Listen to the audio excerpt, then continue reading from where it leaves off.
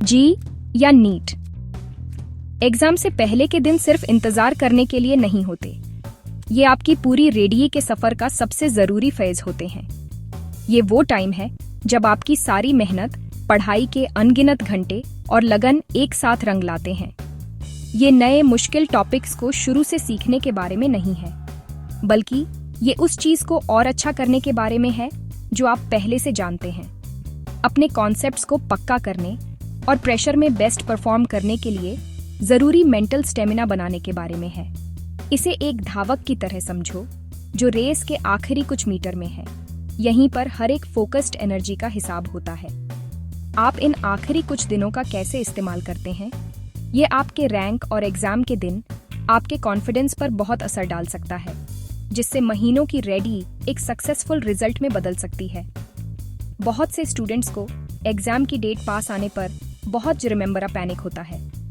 वे अक्सर या तो दिन में 18 घंटे पागलों की तरह पढ़ते रहते हैं या फिर पूरी तरह से हार मान लेते हैं, यह सोचकर कि अब कोई फर्क लाने के लिए बहुत देर हो चुकी है। सच तो ये है कि बीच में कहीं है। ये आखिरी दिन आपके लिए स्मार्टली रिवाइज करने, अपनी नॉलेज में बची हुई लेसियों को पूरा करने और अपनी एग्जाम टेकिंग स्ट्रैटेजी को फाइन ट्यून करने का सुनहरा मौका है।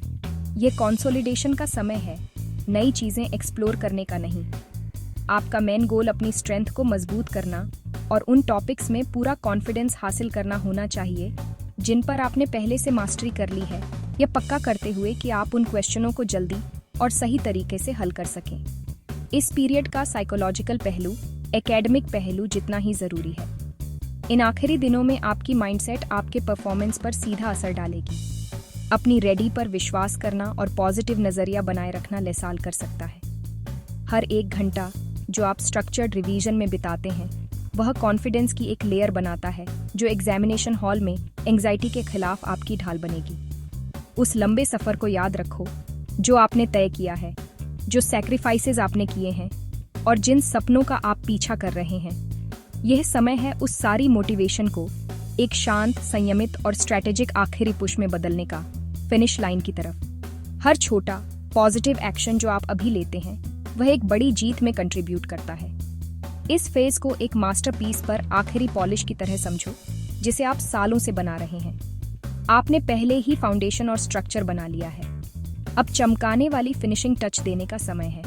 इसका मतलब है अपना टाइम मैनेजमेंट सही करने के लिए मॉक टेस्ट प्रैक्टिस करना, फॉर्मूले जल्दी याद करने के लिए अपने हाथ से लिखे नोट्स को रिवाइज करना और यह पक्का करने के लिए कि आपका दिमाग अपनी बेस्ट परफॉर्मेंस लेवल पर है, पूरी नींद लेना।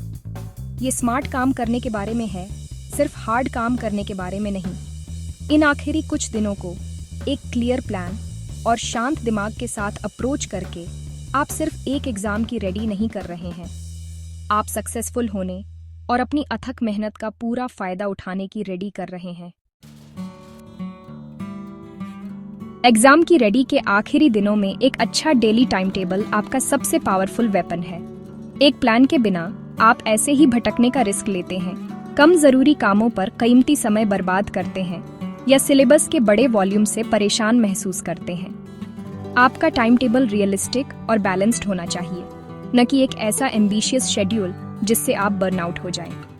अपने दिन को 2 से 3 घंटे के फोकस्ड स्टडी ब्लॉक्स में बांटें, जिनके बीच में छोटे ब्रेक्स हों। उदाहरण के लिए, आप एक ब्लॉक फिजिक्स को, दूसरा केमिस्ट्री को और तीसरा बायोलॉजी या मैथमेटिक्स को दे सकते हैं। ये स्ट्रक्चर्ड अप्रोच ये पक्का करती है कि आप हर दिन सभी सब्जेक्ट्स को कवर करें, जिससे रिवीजन का एक कंटिन्यूअस फ्लो बना रहे।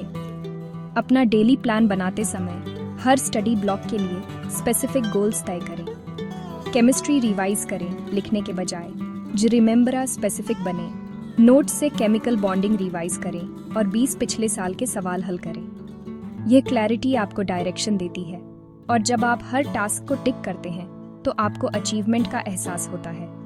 यह भी जरूरी है कि आप अपने शेड्यूल में हर दूसरे दिन कम से कम एक full length mock test evening गिल करें। एनटीए गाइडलाइंस के हिसाब से जेईई मेन और नीट एग्जाम 3 घंटे के होते हैं। अपने असल एग्जाम के ठीक टाइम स्लॉट में मॉक टेस्ट देना, जैसे सुबह 9 से 12 बजे या दोपहर 2 से 5 बजे, आपकी बॉडी क्लॉक को सिंक्रोनाइज करने में मदद करता है। और आपके दिमाग को उन क्रिटिकल घंटों के दौरान सबसे रिमेंबरा एक्टिव रहने के लिए ट्रेन करता है। बैलेंस बहुत ज़रूरी है। आपके टाइम टेबल में खाने, आराम और सबसे ज़रूरी नींद के लिए नॉन नेगोशिएबल समय इवनिंग होना चाहिए। नींद से वंचित दिमाग जानकारी को प्रभावी ढंग से याद नहीं रख सकता या दाबाव में साफ नहीं सोच सकता। हर रात 7 से 8 घंटे की अच्छी नींद लेने का लक्ष्य रखें। इसी तरह स्टडी सेशंस के बीच 15 से 20 मिनट के छोटे ब्रेक्स शेड्यूल करें ताकि आप स्ट्रेच कर सकें, म्यूजिक सुन सकें या अपने परिवार से बात कर सकें। यह मानसिक थकान को रोकता है और आपके दिमाग को अगले स्टडी ब्लॉक के लिए फ्रेश और रिसेप्टिव रखता है। एक रियलिस्टिक प्लान वह है जिसे आप बिना थके या निराश हुए लगातार फॉलो कर सकते हैं। यह एक मैराथन है, न कि एक स्प्रिंट, इन आखिरी दिनों में भी। आखिर में आपका स्टडी प्लान फ्लेक्सिबल होना चाहिए।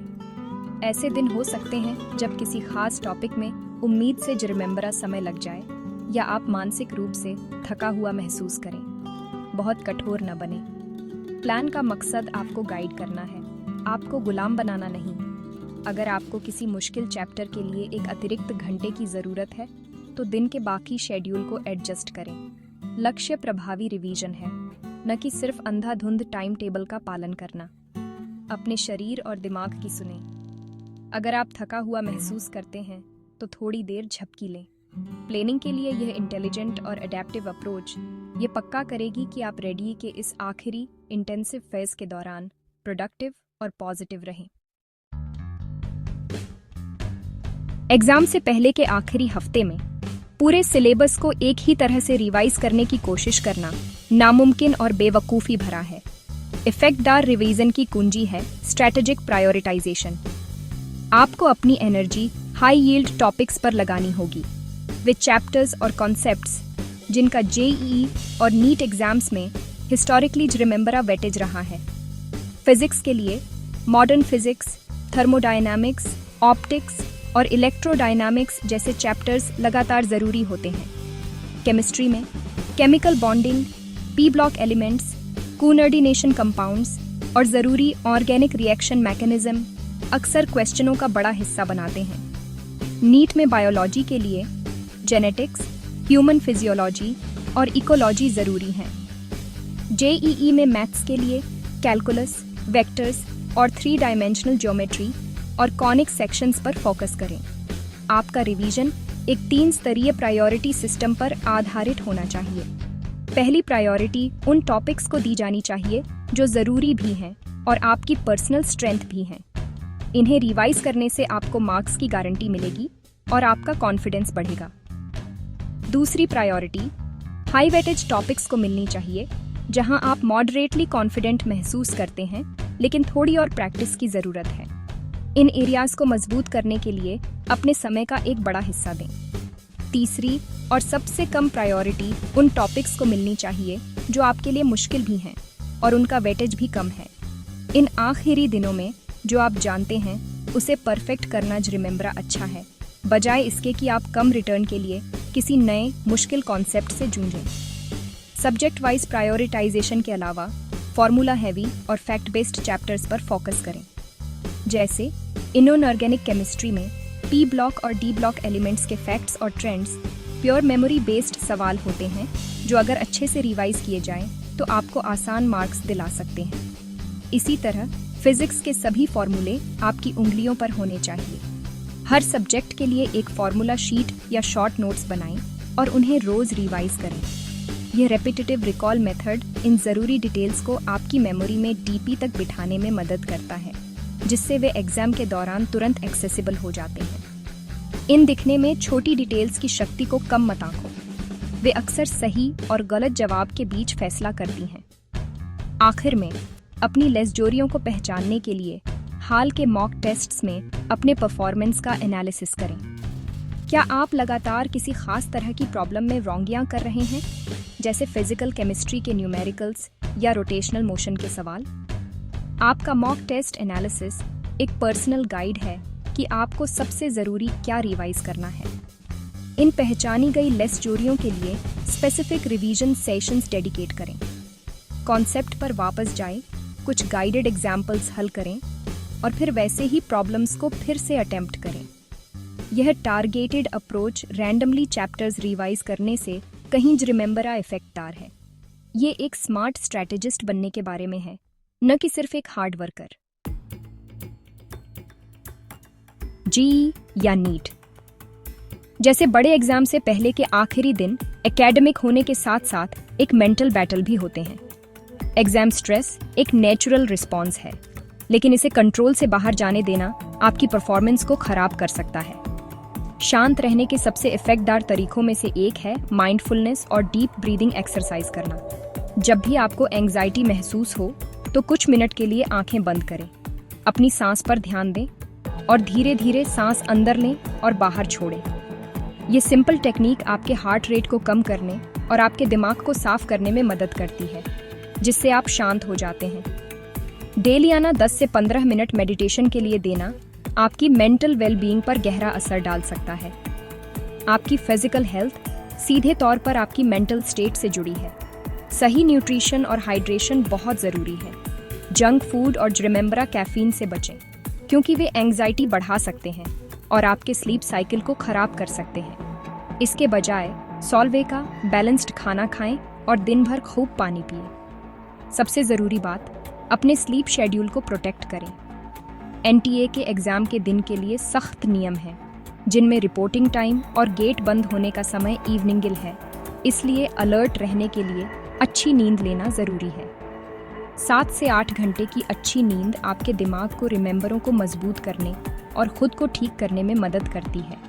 यह पक्का करते हुए कि आप तरोताज़ा और अपने रिवीजन प्लान को पूरी तरह से फोकस के साथ पूरा करने के लिए तैयार उठें। एग्ज़ाम से एक दिन पहले देर दोपहर तक अपनी पढ़ाई बंद कर दें। कुछ भी नया सीखने या फुल लेंथ मॉक टेस्ट देने की कोशिश न करें। यह दिन आराम और कॉन्फिडेंस बिल्डिंग के लिए है। अपनी फॉर्मूला शीट्स को आखिरी बार देखें। अपना एडमिट कार्ड, एक वैलिड सरकारी फोटो आईडी जैसे आधार कार्ड या पासपोर्ट और एनटीए गाइडलाइंस में बताए गए दूसरे ज़रूरी डॉक्यूमेंट्स को ऑर्गेनाइज करें। यह जानना कि अगले दिन के लिए सब कुछ तैयार है आखिरी मिनट की पैनिक को ख़त्म कर देगा। शाम को कुछ ऐसा करें जिसका आप मज़ा लेते हैं। सुकून देने वाला म्यूज़िक सुनें, अपने परिवार से बात करें या कोई सॉल्वे की फुल्की मूवी देखें। अपनी रेडी पर भरोसा रखें। आखिर में एक पॉजिटिव और कॉन्फिडेंट माइंडसेट के साथ एग्जामिनेशन हॉल में जाएं। खुद को अपनी सारी मेहनत की याद दिलाएं। एग्ज़ाम के दौरान अगर आपको कोई मुश्किल सवाल मिलता है तो पैनिक न करें। एग्ज़ाम के रूल्सों के अनुसार आप क्वेश्चनों के बीच नेविगेट कर सकते हैं। बस उसे रिवीजन के लिए मार्क करें और अगले सवाल पर बढ़ें। एक ही मुश्किल सवाल पर बहुत रिमेंबरा समय बर्बाद करने से एंग्जाइटी का डोमिनो इफेक्ट बन सकता है। आपका लक्ष्य उन क्वेश्चनों को पहले अटेम्प्ट करके अपना स्कोर मैक्सिमाइज करना है जिन्हें आप जानते हैं। याद रखें, यह एग्ज़ाम आपके नॉलेज और स्ट्रैटेजी का एक मेजर है, न कि आपकी वर्थ का। शांत रहें, खुद पर विश्वास करें और अपना बेस्ट दें।